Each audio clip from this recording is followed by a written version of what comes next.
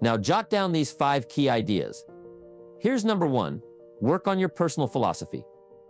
The first thing you start changing is what's your philosophy. You start changing your mind, you start changing how you think.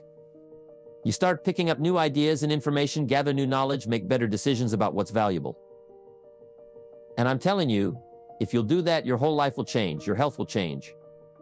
Your relationship with your family will change. Your ability to cope with challenges and problems will change. I'm telling you, income promotions, all of it will change. If you will change, it'll all change. If you won't change, it isn't going to change. You can keep your fingers crossed if you want to and hope they'll straighten it out.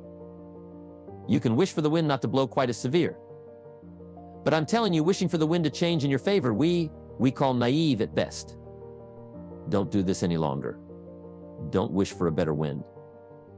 The key is to wish for the wisdom to set a better sail. Utilize whatever wind that blows to take you wherever you want to go. That is a philosophy I picked up at age 25, and it revolutionized my whole life. My mentor sucks. Mr. Rohn, you've been working 6 years, how are you doing?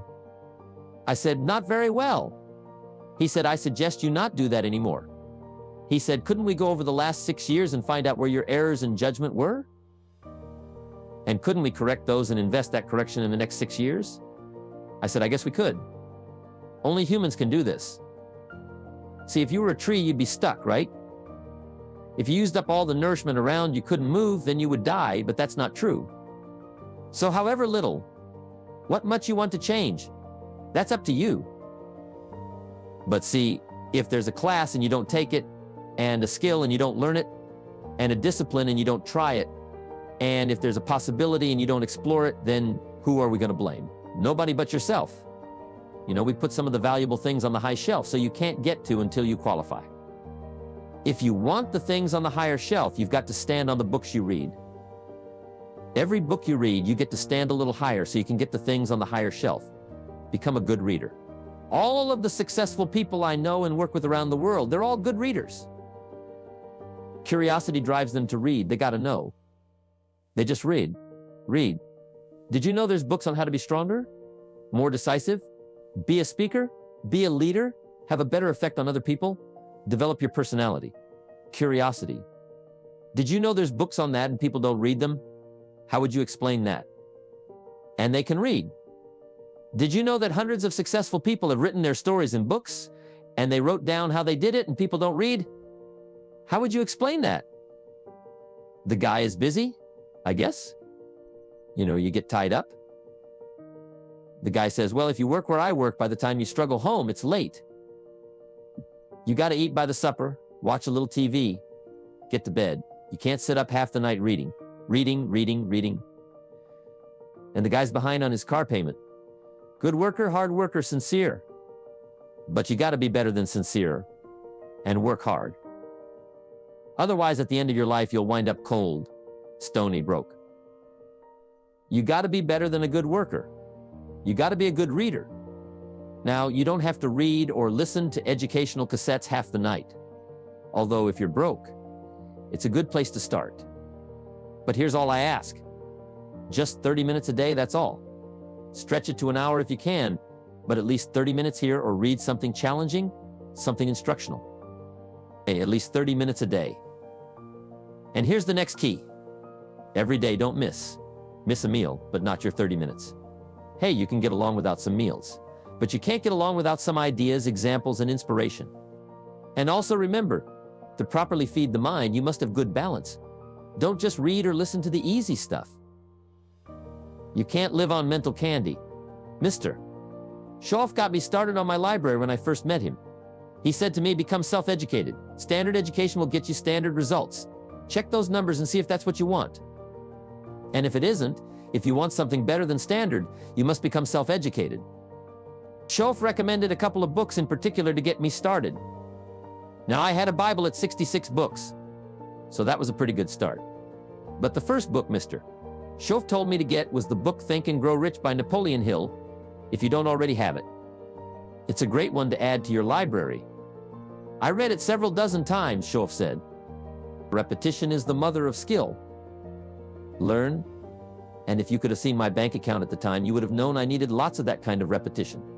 Some of the ideas in that book made major changes in my life. As I look back now, the book was worth thousands and I bought it for pennies. I learned a very valuable lesson. There can be a great deal of difference between cost and value. Before I met Mr. Schoff, I used to ask, how much does it cost? After I met him, however, I soon learned to ask, how much is it worth? I started basing my life on worth instead of cost, and everything changed. Here's the next one. Attitude. It is our attitude toward life which will determine life's attitude toward us. Now let's talk about the attitudes of people who are successful. Successful people come in all shapes and sizes and in widely varying degrees of intelligence, background, and so on. But they all have one thing in common. They expect more good out of life than bad. They expect to succeed more than they fail. If you want something worthwhile, take the attitude that there are a lot more reasons why you can have it than there are that you cannot, and set out to earn it. Go after it, work at it, ask for it, and 9 times out of 10 you will get it. Now let me tell you of a little test you can make which will prove beyond any shadow of a doubt that a good attitude can change a person's life as dramatically as walking from a darkened room into the bright, clear light of day. Have a great day. So here's the test. For the next 30 days, act toward the world, everything, and everyone with whom you come in contact with the attitude which represents the kind of results you want to achieve. That is, if the result you want is more success in what you're doing. Act as though you're already in possession of the success you seek. If you wanted others to treat you with admiration and respect, treat others with admiration and respect first. Have you ever stopped to think of this? Every human being on earth is the most important human being on earth as far as he or she is concerned. You may never get anyone to admit it, but it's a fact. So for the next 30 days, treat every person with whom you come in contact as the most important person on earth, remembering as you do so that, as far as that person is concerned, the reason I say treat everyone in this fashion is mainly because this is the way human beings ought to treat each other, and because it will help you form a habit that will bring you amazing and delightful results for the rest of your life. Have you ever noticed that the higher you go in any organization of value, the nicer the people seem to become? You see, the bigger the person, the easier it is to talk to him, to get along with him, to do business with him. Do you know why? It's because he's got a good attitude, and people with the best attitudes just naturally gravitate toward the top. So for 30 days, act toward others in the world at large in exactly the same manner you want the world and others to act toward you. Treat your wife or husband as the person he or she really is, the most important person in your life. The same with the children. They carry out into the world each morning for 30 days the kind of attitude you would have if you were the most successful human being on earth. And notice how it quickly develops into an habitual attitude. When a person does this, he should realize he has already placed himself on the road to what he seeks. He is right now in the top 5 of the people in this or any other country. He has prepared the ground and planted the seeds. He has made of himself a magnet, an embodiment of that which he seeks. Before metal can be cast into a desired shape, the mold, the expected receptacle, must first be fashioned. Before a building can be erected, the excavation must be made and the foundation laid. And before a person can achieve the kind of life he wants, he must become that kind of individual. He must think, act, talk, walk, and conduct himself in all of his affairs as would the person he wishes to become. He is then actually that person. And the things that person would have and do will naturally come to him almost immediately. A change will be noticed. Irritations that used to frustrate and annoy disappear when some less informed individual gives you a bad time. Stay on the track. When someone cuts in front of you with his car or acts in any other manner that shows his ignorance and lack of courtesy, don't permit yourself to drop to his level. Pity him, for that's what he really deserves. That's the very group a person doesn't want to belong to, and if he acts like them, well, let's face it, he belongs with him. There's nothing in the world that men, women, and children want and need more than the feeling that they're important, that they're needed and respected. They will give their love, their affection, their respect, and their business to the person who fills this need. So the magic word is attitude. And in summing up a few points to keep in mind, one, it is our attitude at the beginning of a task which, more than anything else, will affect its successful outcome. Next, we are interdep. It is impossible to succeed without others, and it is our attitude toward others which will determine their attitude toward us. Before a person can achieve the kind of life he wants, he must become that kind of individual. He must think, act, talk, walk, and conduct himself in all of his affairs as would the person he wishes to become. 5. The higher you go in any organization of value, the better will be the attitudes you'll find. 6, your mind can hold only one thought at a time. And since there's nothing at all to be gained by being negative, be positive, and the deepest craving of human beings is to be needed, to feel important, to be appreciated. Give it to them and they'll return it to you. 8, look for the best in new ideas. As someone said, I've never met a person I couldn't learn something from. 9, don't waste valuable time broadcasting personal problems. It probably won't help you. It cannot help others. 10, don't talk about your health unless it's good. 11, radiate the attitude of well-being, of confidence, of a person who knows where he's going. This will inspire those around you and you'll find good things will begin happening to you. Now here's the third of the 5 ideas. 3, and it's called lifestyle because the essence of life is not a Ferrari or a bank account. It's not $1 million. Here's the essence of life, learning to live a good life. Don't just learn how to earn, learn how to live. Mr. Showa taught me lifestyle in those early days, starting with small amounts, he said.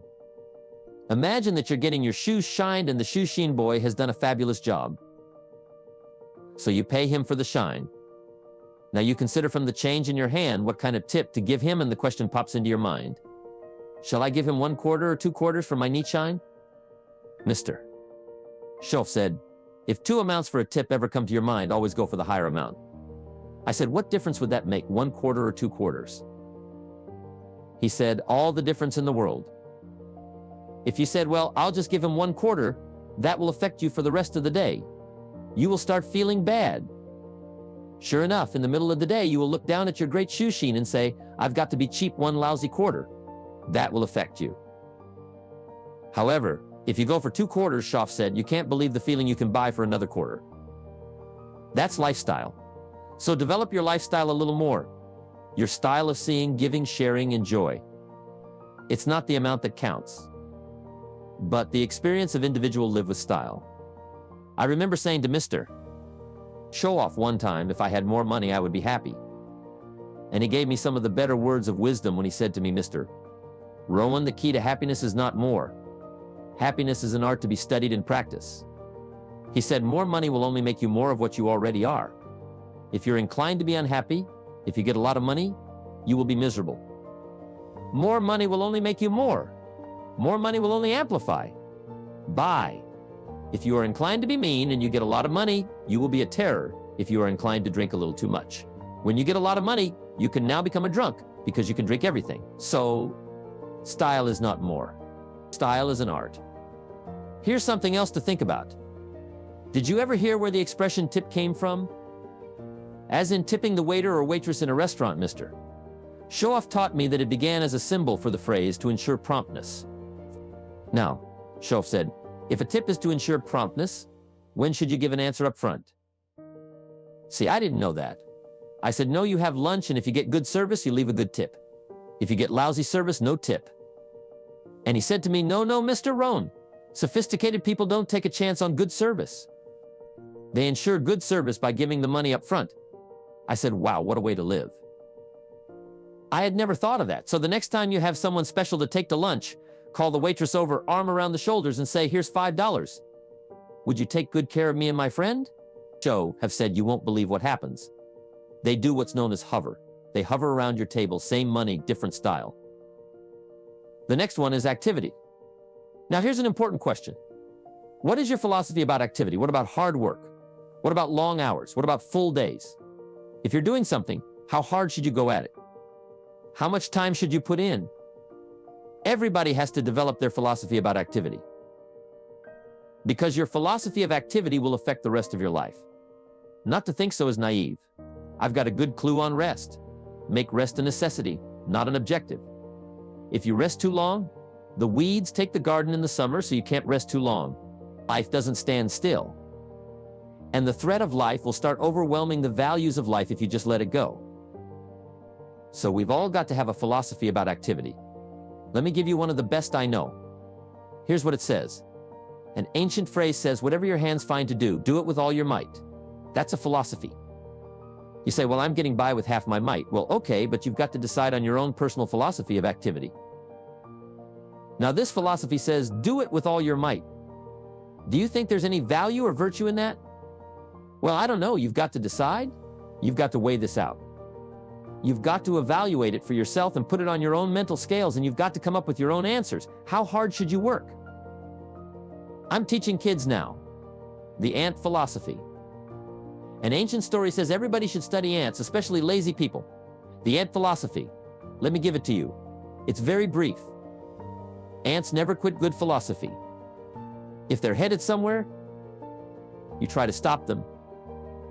They'll look for another way. They'll climb over. They'll climb under. They'll climb around. They keep looking for another way. What a neat philosophy. Never quit looking for a way to get where you're supposed to go to. And think winter all summer. That's an important philosophy. You can't be so naive as to think summer. All summer. You say, well, isn't it nice? You can't think nice when it's nice. We will call you naive. You got to think rock. You can't think sand and sun. 3 saints, summer, all winter. That's so important. I'm sure all winter long and say, this won't last long. We'll soon be out here. What a neat philosophy. What a neat attitude. This won't last long. We'll soon be out of here. First warm day, the ants are out. First warm day, they're out. They can't wait to get out. What a neat philosophy. Can't wait to get at it. We teach in leadership skills. Average people look forward to getting off. Successful people look forward to getting on with it. The guy doesn't want off, he wants on. And that's what starts to transform his life into the doing, into the activity. Now here's the last of the ant philosophy. How much will an ant gather during the summer to prepare for the winter? Answer all he possibly can. What an incredible philosophy. A group of psychiatrists invited me to come and lecture in Los Angeles. I never graduated from college, but they wanted to hear my story. So I go talk to the psychiatrist. Then in the middle of my talk, I had the audacity to say, ladies and gentlemen, let me tell you what I think. Most messes with the mind, they said. I think it is simply doing less than you can messes with the mind. It causes all kinds of psychic damage, I think, simply being less than you can be. Doing less than you could do. Trying less than you could. Try doing it with less enthusiasm than you could. I think it somehow damages the mind. It damages our self-image. Because here's what I've discovered happens. The minute you turn this around and start extending yourself, it isn't the value you get from extending yourself that's the greatest value. It's how you feel about yourself that's the greatest value. Because see, it's not what we get that makes us valuable. It's what we become. And part of becoming is to see what all you can become. See what all you can do. See how much you can earn. How much you can share. How much you can start. How far you can reach. How far you can extend your influence. If you're going to play the great drama game of life, the key is to keep measuring progress to see how you're doing. How's your health doing? How's your income doing? How are your investments doing? If you're building a house, how is it coming along? What's going on? Measuring progress. That's what we call the name of the game. Here's how we teach it to our children. You must make measurable progress in reasonable time. We must be reasonable with time. You can't say to someone every 5 minutes, how are you doing now? 5 minutes later, how are you doing now? This guy says, I haven't left the building yet. Give me a break. So 5 minutes to ask for a count or a measures is too soon. 5 years is too long, too late. Too many things can go wrong. The old prophet said, if you're angry, you're angry. Try to solve it before the sun goes down. Don't carry it over for another day. Tomorrow it might be too heavy to carry a conversation a father should have with his daughter today because the magic is there. If you wait till tomorrow, the magic could be gone. Success is a numbers game. How many years do you want your child to spend in 4th grade? About what, 1 year? Progress 1 grade, 1 year? And you got to set up your own measuring system. Don't wait for somebody else to do it. You set it up because society doesn't require you not have a heart attack that you must require of yourself. Society doesn't demand that you build a financial wall around your family. Nothing can get through that you must demand of yourself. So the government's not there to measure. Society is not there to measure. You must be responsible enough to measure yourself. How are you coming on this financial wall around your family? Nothing can get through. How are you doing? And whether it's a few pounds to lose, or whether it's a financial wall, or whether it's a growing office, whatever it is, find some ways to measure so you don't become disillusioned, thinking, oh, it looks okay, when it really isn't okay. Measure, check, measure, check. It's the game to play.